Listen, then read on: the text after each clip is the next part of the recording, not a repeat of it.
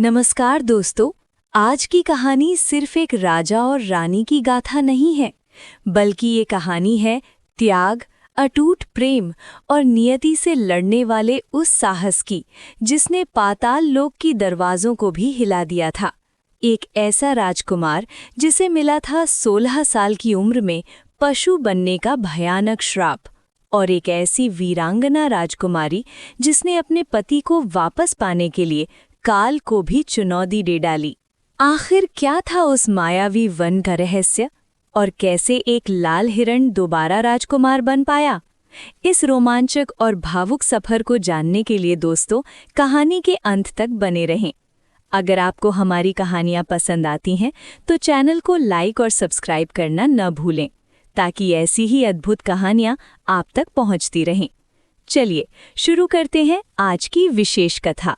प्राचीन भारत के मध्य में स्थित था स्वर्णपुर नाम का एक अत्यंत समृद्ध राज्य। यहाँ के राजा चंद्रभानु अपनी न्यायप्रियता और वीरता के लिए विख्यात थे। उनके शासन में स्वर्णपुर की गलियां खुशहाली से महकती थीं, खेतों में सोना उपजता था और प्रजा राजा को साक्षात ईश्वर का रूप मानती थी। राजा की पत्नी महारानी विमला अपनी दयालुता के लिए जानी जाती थीं। सब कुछ होने के बाद भी राजमहल की दीवारों में एक सन्नाटा पसरा रहता था। राजा और रानी की कोई संतान नहीं थी। ढलती उम्र के साथ राजा की चिंता बढ़ती जा रही थी कि उनके बाद इस विशाल साम्राज्य का उत्तराधिकारी कौन होगा। क्या स्वर्णपुर की प्रगति का सूर्य अस्त हो जाएगा? एक कड़ाके की ठंड वाली रात राजमहल के द्वार पर एक जटाधारी सिद्ध पुरुष आए। उनके तेज से पूरा आंगन जगमगा उठा। रानी विमला ने स्वयं स्वर्ण पात्र में भोजन लेकर उनका सत्कार किया।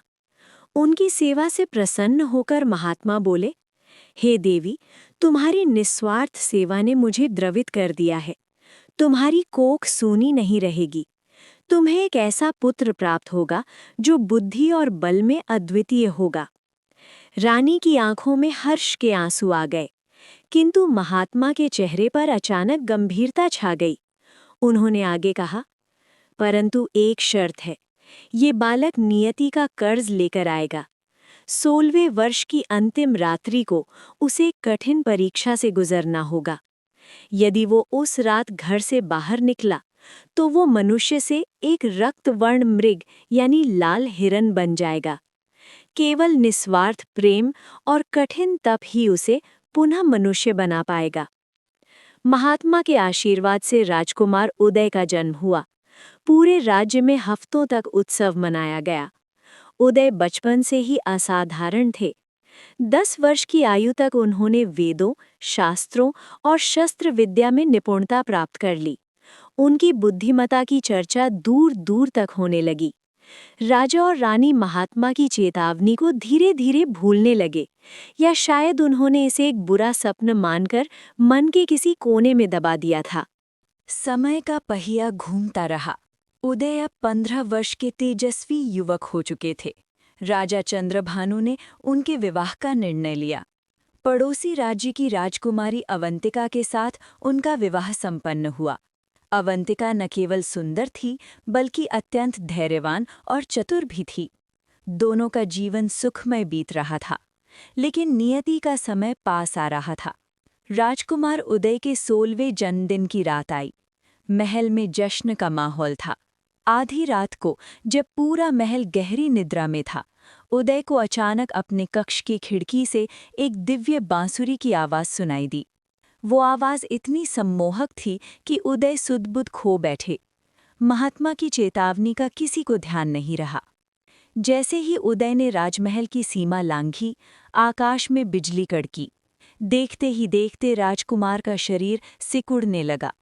उनकी त्वचा पर सुनहरे बाल उगाए और वे एक सुंदर रक्तवर्ण मृग में बदल गए। मदहोशी तोटी तो उन्होंने खुद को जंगल के बीचों बीच। सुबह होते ही महल में कोहराम मच गया। राजकुमार गायब थे। रानी विमला को महात्मा की वो पुरानी बात याद आई और वे मूर्छित हो गईं। राजा ने चारों दिशाओं में सैनिक भेजे, लेकिन राजकुमार का कहीं पता नहीं चला। राजकुमारी अवंतिका का दुख सबसे गहरा था, किंतु उसने हार नहीं मानी। उसने संकल्प लिया कि वो अपने पति को वापस लेकर आएगी। अवंतिका ने राजसी ठाट-बाट त्याग दिए और एक साधारण वनवासिनी का भेष धरकर जंगलों की ओर निकल पड़ी। महीनों भटकने के बाद वो एक ऐसे वन में पहुंची जहां के पेड़ पौधे बातें करते प्रतीत होते थे। ये मायावी वन था। वहां उसे एक बूढ़ी वन देवी मिली। अवंतिका ने रोते हुए अपनी व्यथा सुनाई। वन देवी ने बताया, बेटी, तुम्हारा पति इसी वन के गुप्त हिस्से में एक मायावी हिरण बनकर विचर रहा है। उसे केवल एक ही तरीके से वापस पाया जा सकता है। तुम्हें 7 पूर्णिमाओं तक अग्निव्रत करना होगा और अंत में सूर्य देव की साधना करनी होगी। वन देवी की बात सुनकर अवंतिका की आंखों में आशा की एक नई किरण जागी। उसने वन देवी के चरणों में सिर झुकाया और कहा, हे माता, यदि मेरे पति को वापस पाने के लिए मुझे अपने प्राणों की आहुति भी देनी पड़े तो मैं पीछे नहीं हटूंगी। आप मुझे मार्ग दिखाएं। वन देवी ने उसे एक प्राचीन पीपल के वृक्ष के नीचे ले जाकर कहा, यहाँ से तुम्हारी परीक्षा आरंभ होती है। तुम्हें 7 पूर्णिमाओं तक बिना अन्न जल ग्रहण किए सूर्य देव की उपासना करनी होगी। साथ ही तुम्हें इस मायावी वन के उन हिंसक पशुओं से भी इस स्थान की रक्षा करनी होगी जो साधना भंग करने आएंगे। अवंतिका ने अपनी तपस्या शुरू की। पहले महीने में उसे घनघोर वर्षा का सामना करना पड़ा। दूसरे महीने में वन के राक्षसों ने डरावनी आवाज़ें निकालकर उसे डराने की कोशिश की, लेकिन अवंतिका का मन तो केवल अपने पति उदय के चरणों में लगा था।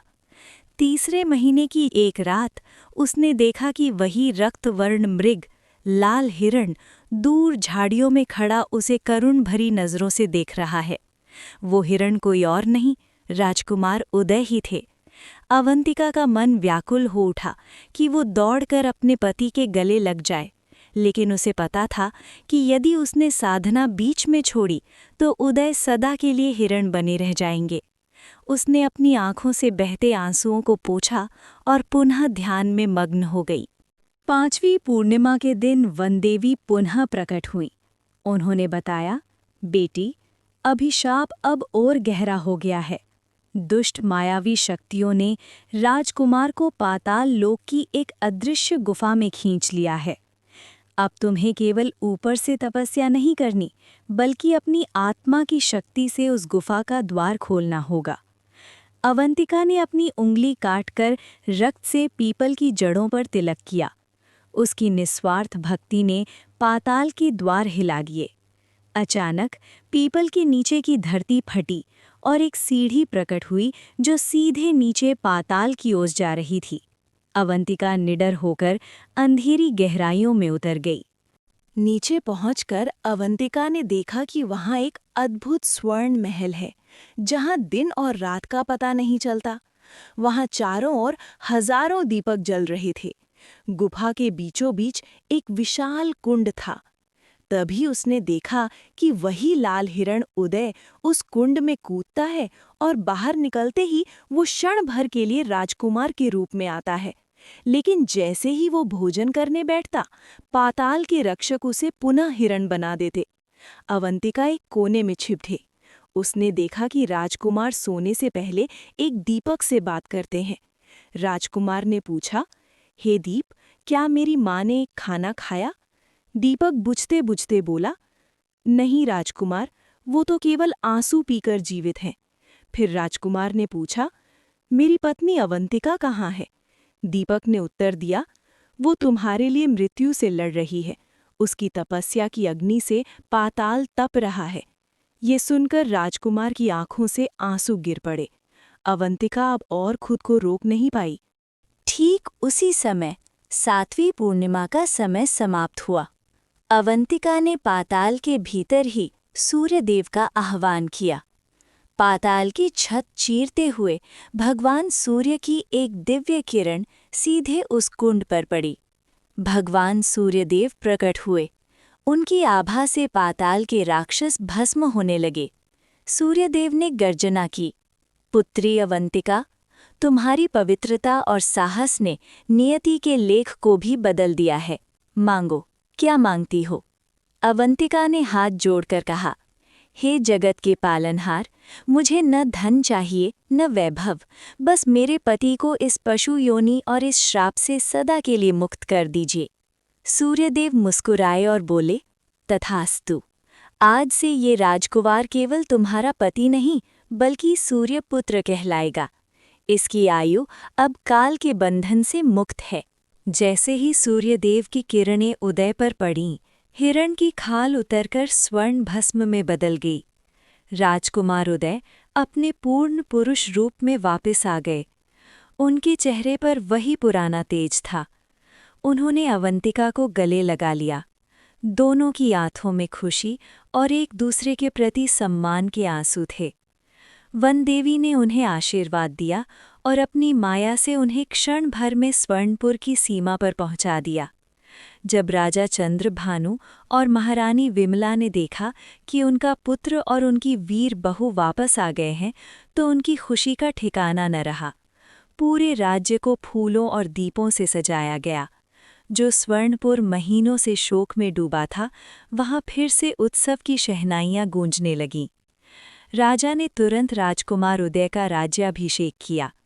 अवंतिका को महाप्राण रानी की उपाधि दी गई, क्योंकि उसकी बुद्धिमत्ता और बलिदान ने ही राज्य का कुल दीपक दोबारा जलाया था।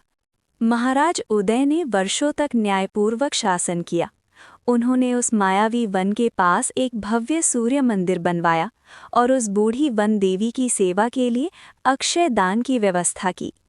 बुढ़िया रमा, जिसने अवंतिका की गुप्त रूप से मदद की थी, को राजमाता के समान सम्मान देकर महल में रखा गया। ये कहानी स्वर्णपुर के इतिहास में अमर हो गई। लोग आज भी गाते हैं कि यदि प्रेम में अवंतिका जैसी शक्ति हो और धैर्य हो तो मनुष्य अपनी नियति और भगवान के निर्णयों को भी बदल सकता है। दोस्तों, कहानी अच्छी लगी तो चैनल को लाइक और सब्सक्राइब करें। धन्यवाद।